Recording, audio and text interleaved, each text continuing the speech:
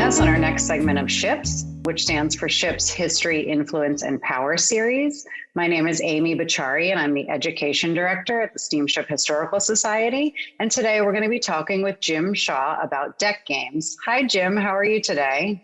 Hi, Amy. I'm doing fine. Maybe you can tell us a bit about the ships you've taken throughout your life and why you were traveling on them. Well, I've taken a lot of ships as passenger, a number of them to get to different work sites. And one of my favorite things on the ships was playing deck games, oddly enough. You know, I enjoyed those trips, especially the long ones, the ones going out across the Pacific, especially, or going through the Suez Canal. I sent you some pictures a while back about what this was like in the 1910s, I think. I think the pictures were taken in 1913, 1914 on the old steamers that took people down to Australia through the Suez Canal. And the fashions in those days, these people were playing kick the potato, or you had to carry a raw egg around on a spoon. They were men that were down, squatting down. I think they were cockfighting, so they had to try to tip one of the other person over. And it was quite amazing that the types of deck games, you don't see these anymore on ships. You know, a lot of these, I've never seen a person going and wandering around deck with a little egg on a spoon, but there were no swimming pools and no air conditioning. These people were dressed completely formal dress to me, even though they're going down the Red Sea and it's probably 110 degrees out on deck. But you could see that in the old days, the deck games were just about the only entertainment. You know, there were no movies, there were no the entertainment that you see on cruise ships nowadays. So I thought that was fantastic. I think the voyage, I think the ones you sent me were Orient Lines, and that was probably a coal-burning steamer. I'm guessing maybe 5 or 6 weeks from Europe to the ports in Australia, whereas I think P&O with the newer ships, turbine ships, probably 3 weeks. I remember the voyages I took were about 3 weeks down there. But yeah, those folks back in the 1910s, 1920s, they more or less had to make up their own entertainment. In the deck games, that was a big thing. And you could tell by the crowds on deck that they were very popular. I don't think that I remember seeing as many people watch us play, you know, when I traveled in, let's say, the 60s and 70s, is looking back on those old photographs. It looked like just about everybody on the ship gathered to watch these games being played. So they were quite something in that time. In the old days, you had shotguns. I remember on the Cunard, I think it was a QE2, you could go back to the end of the deck and they would give you a shotgun and have the little clay pigeons go off the stern. I never did that, and I think that game came to an end after a while because of certain security regulations. Maybe you can talk about each voyage, what ship you were on, what line, and sort of, you know, what games were offered, and then which you chose to play. The first ship was back in 1964. It was a P&O liner, Aranze. And as a young American, I think I was 21 years old. When I got on the ship, I noticed that people were playing with little rope coils on deck. And I'd never seen the game before. It was deck quoits. And so I decided to put my name on the list to play. I got a team member. And I found it was a very good, since I was a single passenger, playing the deck games was a nice way to meet other passengers. Otherwise, you were confined to your roommates. I had 3, or the people you ate dinner with. I had a table, I think, of 10. The deck quoits were interesting because I noticed when I first started the game, when I threw my coil of rope, it sort of hit the deck and bounced and skittered off. And I noticed the other passengers, I think they had played the game many times before, would sort of twist and knead their rope coils before they threw them. And theirs would flop down on the deck right about where they threw them, whereas mine would sort of skitter off. So I got into the habit of twisting these coils and finally getting my little deck hoist to flop on the deck the way they were supposed to. Unfortunately, I never was very good in that game, but I enjoyed playing it. That sounds like fun, though, and a great way to meet people.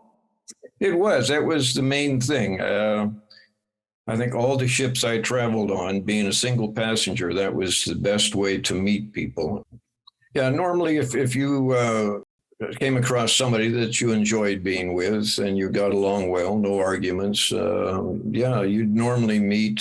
And on the ship, you're going to get athletic inclined people that enjoy the games. You'll get people that won't touch the games or that prefer to stay inside or something. But I found that if I got into tournaments and met people, and we would normally after that be friends on board, and we would possibly go to the bar and have a few drinks or have conversations out on deck above and beyond just playing the games. So the deck games were very good in bringing people together, I think. I'm glad that the steamship lines put those things together. I wonder, did you ever stay in contact with some of these people you played these games with? Did friendships sort of blossom? Some I did. Is the wife gone? There was a young lady that I was teamed with once, and we corresponded for several years after that, but gradually it dropped off. I think we both got married in the end. But and there were other folks that I would correspond with. A long voyage, say San Francisco to Sydney or Southampton down to Fremantle. You're on for 3 weeks, 4 weeks. So you build up some big, long-lasting friendships. I think that's something that's gone in the air age and even cruise ships. I don't know if it's as easy to build up friendships on a cruise vessel as it was on the old liners. But yeah, I had several relationships that build up from those games. And did you play any other deck games on different ships? I did. The next ship I took was an American ship getting back to the States, American President Lines, President Wilson. And I noticed there were no deck quoits. The American ships had shuffleboard.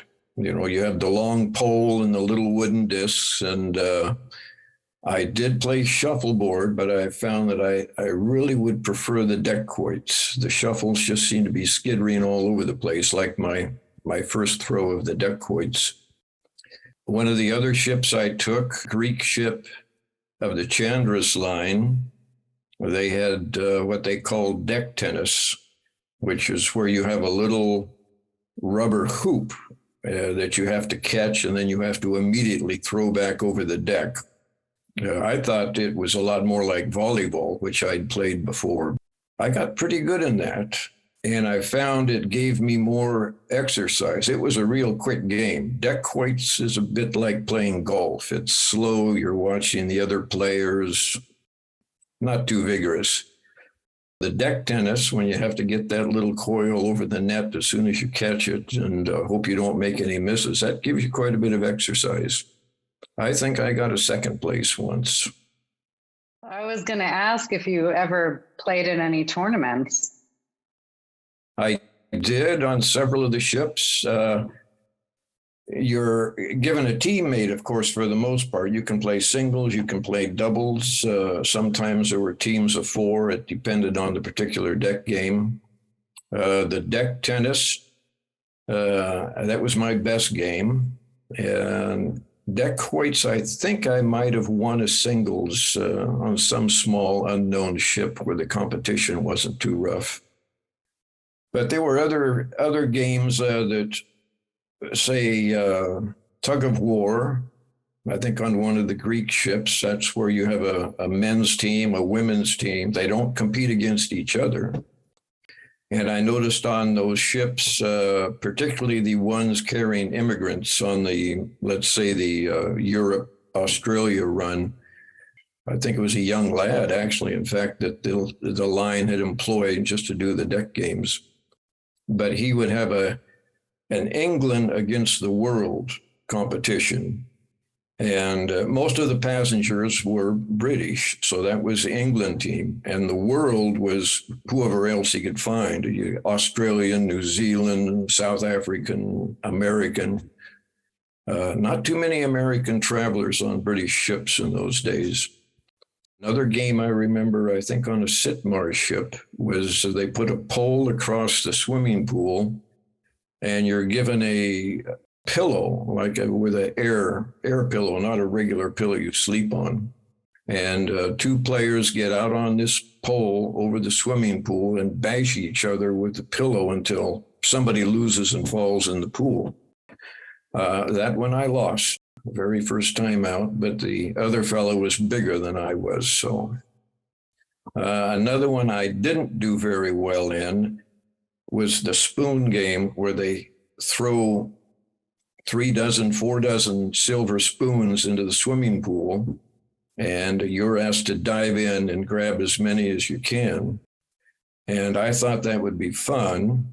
Unfortunately, I'm nearsighted, always wear glasses. So I just took my glasses off, put them by the towel near my chair, and dove into that pool, realized I couldn't see a thing underwater.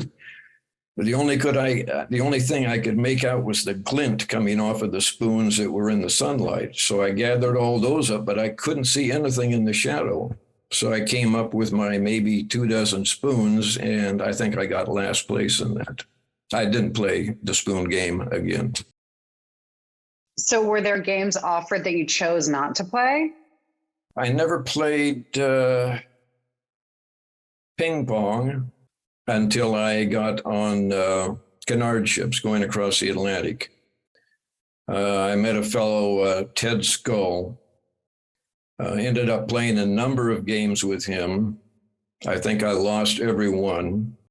So when you meet a player like that, he's always winning. You don't, after a while, you say, what's the use? So, do you have any memorable stories that sort of stick out in your mind from playing deck games? Anything funny or any dramatic events, I guess? Any anger? Well, the deck quoit people, I found out quickly, were some were very professional, and if you didn't play the game their way, they would let you know it. And of course, after that, you didn't play with those people anymore. You know, you can get a little too finicky on. You're playing for enjoyment, not to win more or less, or to do everything perfect. I remember a fellow, I think it was on one of the Chandris liners, and one of the ladies playing was a very nice, tall-looking woman, and my cabin mate decided to come up and play this deck game too, and he took quite a fascination to this other woman who was trying to get on her team and so forth. A bit romantic. Turned out that she walked into the dining room, I think 2 nights later, on the arm of the ship's doctor. She was allowed to take that voyage with her husband, and that put that little romance at an end. But then when we got off in Sydney, this fellow was met by his wife and 3 children. So you can see what things take place on these ocean liners. It's like a little bit like Las Vegas. What happens on board stays on board. Exactly right.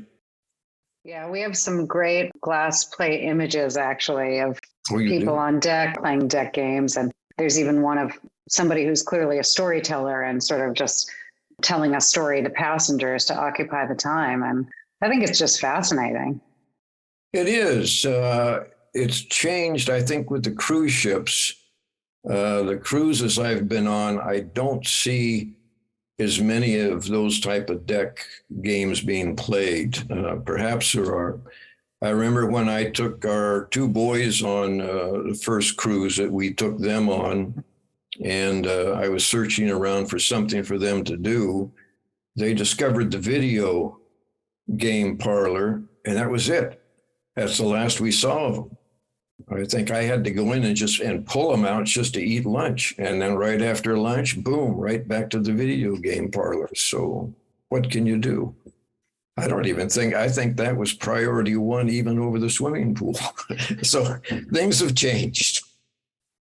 I can remember the one game the kids got into, or my youngest son, who was a born gambler, I think, was a horse race, or at times a frog race game. But they'll have 5 or 6 people. I can't remember how it worked, but it's a racing game, and he was able to decorate his horse, and he was the smallest player. I think all the rest were adults or at least tall teenagers, and he's there about 3.5 feet high with his horse. And of course, he was popular.